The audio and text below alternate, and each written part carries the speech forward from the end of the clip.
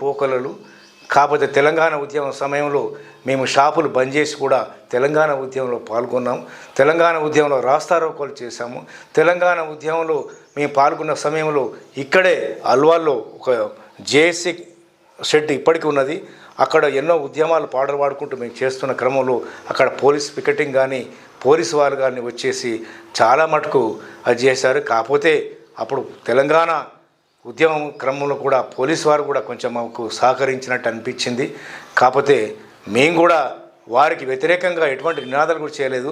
మా పోరాటం ఒకటే, మా కేసీఆర్ గారు చెప్పినట్టుగా మనం గాంధేయ మార్గంలో వెళ్దాం, అహింసా మార్గంలో వెళ్దామని చెప్పారు. కాబట్టి ఎటువంటి ఈ ప్రాపర్టీ ధ్వంసానికి కానీ మేము పాల్గొనలేదు. ఈ ప్రాపర్టీ మన తెలంగాణ వారిదే కాబట్టి ప్రాపర్టీ ధ్వంసం అనే విషయం కరెక్ట్ కాదు.